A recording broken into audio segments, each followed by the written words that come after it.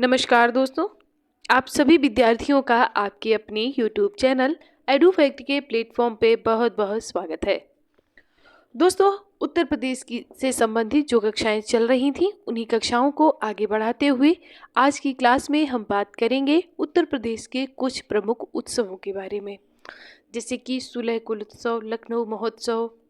ये महोत्सव आपके एग्जाम में खूब पूछे जाते हैं, तो उन्हीं से संबंधित क्या इम्पोर्टेंट पॉइंट बन सकते हैं, क्या क्वेश्चन बन सकते हैं, उनके विषय में आज की क्लास में हम अध्ययन करेंगे।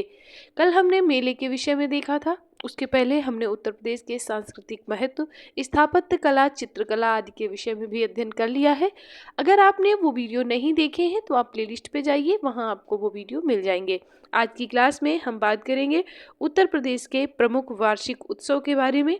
तो आइए साथ मिलकर आज की क्लास का अध्ययन करते हैं और देखते हैं कि हमारी परीक्षा की दृष्टि से कौन कौन से उत्सव महत्वपूर्ण हो सकते हैं। दोस्तों, उत्तर प्रदेश के सांस्कृतिक विभाग द्वारा प्रत्येक वर्ष अनेकानेक उत्सवों का आयोजन किया जाता है। इन वार्षिक उत्सवों में कुछ प्रमुख उत्सव हैं जिन्हें हम आगे देख रहे हैं। कौन कौन से हैं वो? तो हमारा पहले नंबर पर आता है लखनऊ महोत्सव। दोस्तों, अगर लखनऊ महोत्सव की बात करें तो ये अवध के परंपरागत संगीत, नृत्य, वैभव आदि का दिग्दर्शन कराया जाता है। इसमें जो लखनऊ था वो पहले अवध प्रांत में आता था, तो लखनऊ महोत्सव जो होता है उसमें अवध के संगीत, नृत्य, वैभव जो आदि ये परंपराएं जो होती हैं उन्हीं का दिग्दर्शन कराया जाता है, यानी उन्हीं की झांकियां दिखाई जाती हैं आपको। आगे बढ़ेंगे और वाराणसी महोत्सव को देखेंगे अगर, तो वाराणसी महोत्सव में भारतीय धर्म एवं संस्कृति तथा ज्ञान विज्ञान का प्रस्तुतिकरण किया जाता है और ये एक पर्यटन उत्सव माना जाता है। सुलह कुल उत्सव में देखेंगे, सुलह कुल उत्सव आपका कई बार एग्जाम में पूछा गया है और इसकी जो शुरुआत की थी वो अकबर ने की थी। अकबर के समय सुलह कुल महोत्सव का प्रारंभ किया गया था। क्यों किया गया था? तो ये हिंदू मुस्लिम एकता का उत्सव मनाया जाता है। कहाँ मनाया जाता है? तो आगरा में मनाया जाता है। आगे बढ़ेंगे, हम कन्नौज उत्सव में चलेंगे। तो पर्यटन विभाग द्वारा ये उत्सव प्रत्येक वर्ष कन्नौज में मनाया जाता है।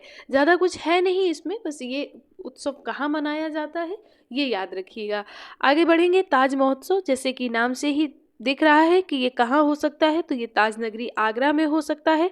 और इसमें क्या होता है, तो मुगल कालीन संस्कृति एवं भारतीय ललित कलाओं का प्रदर्शन इसमें कराया जाता है और ये एक पर्यटन महोत्सव है, ये भी याद रखिएगा। राम बारात महोत्सव, इसमें आप थोड़ा सा धोखा खा सकते हैं। क्यों खा सकते हैं? क्योंकि इसमें राम जी की बात हो रही है, तो राम जी की जब बात होती है तो अयोध्या की तरफ ज़्यादा लोग जाते हैं।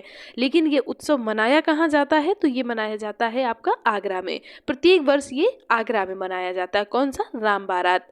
प्रयाग महोत्सव नाम से ही है, तो ये प्रयाग महोत्सव है, तो ये प्रयागराज में ही मनाया जाएगा। किसके द्वारा मनाया जाता है? तो ये प्रदेश सरकार के संस्कृति विभाग द्वारा मनाया जाता है, ये आप याद रख सकते हैं। आगे बढ़ेंगे, त्रिवेणी महोत्सव। त्रिवेणी कहाँ है? तो त्रिवेणी प्रयागराज में है, यानी गंगा यमुना सरस्वती के मिलन को त्रिवेणी कहते हैं। तो ये प्रयागराज में मनाया जाता है और यहाँ पर जो बोट क्लब का आयोजन होता है वो मुख्य होता है और मिश्रित संस्कृति का अवलोकन यहाँ पर कराया जाता है। आगे बढ़ेंगे, कामपिल्य महोत्सव की अगर हम बात करेंगे तो कामपिल्य पहले कामपिल्य को की देखें तो कामपिल्य जो है वो कन्नौज में है। कन्नौज को कामपिल्य कहते थे और ये फर्रुखाबाद के रामेश्वर नाथ, कामेश्वर नाथ तथा जैन मंदिरों में आयोजित होता है। ठीक है, और यहाँ पर होता क्या है, तो विभिन्न प्रकार की धार्मिक संस्कृति कार्यक्रमों का आयोजन किया जाता है।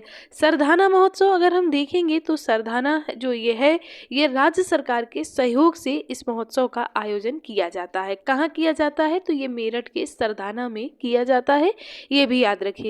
लठमार होली, ये तो बताने की बात ही नहीं है। ये जो मनाया जाता है ये बरसाना में मनाया जाता है और ये फाल्गुन महीने में, यानी जो ये होली का महीना होता है, होली में मनाया जाता है। कहाँ मनाया जाता है? मथुरा जिले में, क्योंकि बरसाना मथुरा जिले में है। और ये इस प्रेम भरे रंगोत्सव को देखने के लिए देश विदेश से लोग आते हैं। लेकिन इसमें ये वाला आपको पॉइंट याद रखने की बात है कि ये बुंदेलखंड के लोध राजपूत बाहुल लगभग 300 गांवों में लठमार होली खेली जाती है।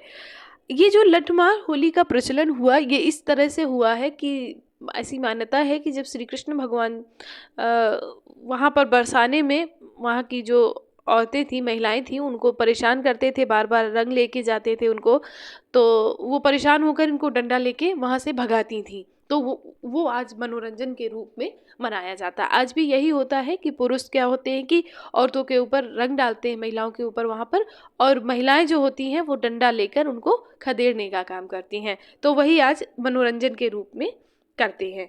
आगे बढ़ेंगे, बिठूर गंगा महोत्सव के रूप में अगर हम उत्सव देखेंगे तो ये कानपुर के बिठूर नामक स्थान पर प्रत्येक वर्ष कार्तिक मास में गंगा के तट पर इसका आयोजन किया जाता है।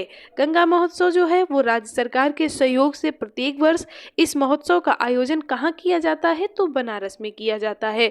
यमुना महोत्सव ये चैत्र छठ को मथुरा के विश्राम घाट पर यह महोत्सव मनाया जाता है।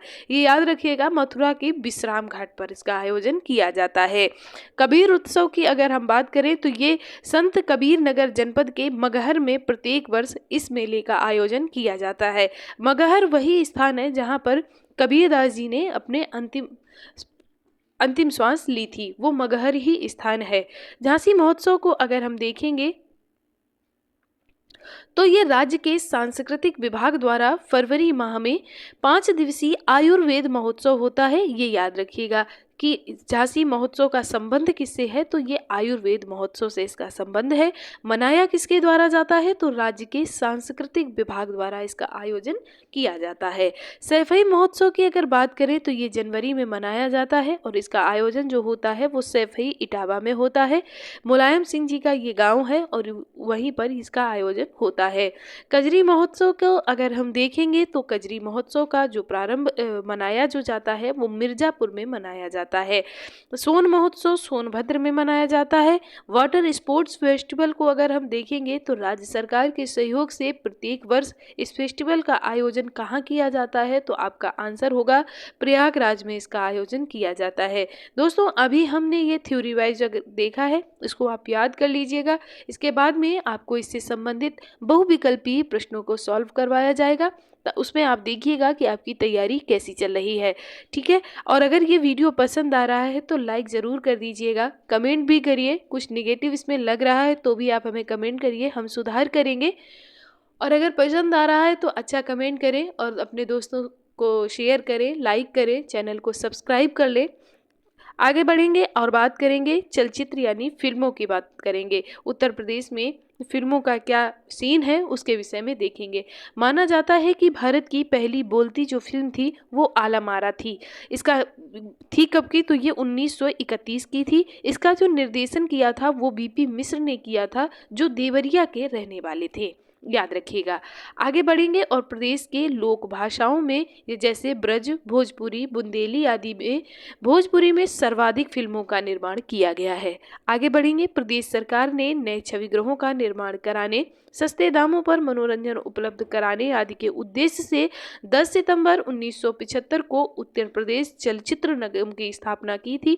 ये आप याद रख सकते हैं कि उत्तर प्रदेश चलचित्र निगम की स्थापना कब की गई थी, तो आपका आंसर होना चाहिए 10 सितंबर 1975 को।